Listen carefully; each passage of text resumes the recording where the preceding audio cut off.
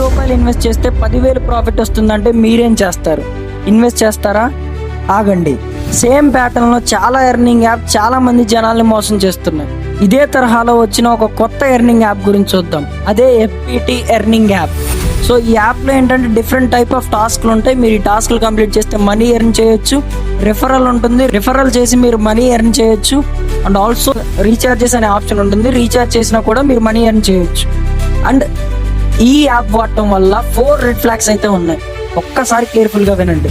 First thing, మీరు ఈ యాప్లో మనీ ఎర్న్ చేయాలి అంటే ముందుగా మీరు ఈ యాప్లో ఇన్వెస్ట్ చేయాలి. 1000 కానీ 5,000 కానీ 10,000 కానీ 1,00,000 కానీ ఎంతైనా సరే మీరు ఫస్ట్ ఇన్వెస్ట్ చేస్తేనే మీకు ఎర్నింగ్ అనేది స్టార్ట్ అవుతుంది. So second thing is referral. మీరు ఎంతమందిని రిఫర్ చేస్తే అంత అమౌంట్ ఆఫ్ కమిషన్ అయితే వస్తుంది అని చెప్తారు.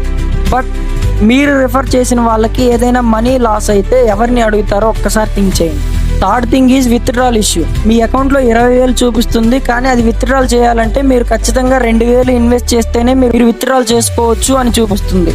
సో ఈ ఎఫ్బిటి ఎర్నింగ్ యాప్ వాడే చాలా మంది చెప్తున్నారు ఏంటంటే ఈ విత్డ్రాల్ ఇష్యూ అనేది రెగ్యులర్గా వస్తుంది అని చెప్పి. And the last thing was data risk.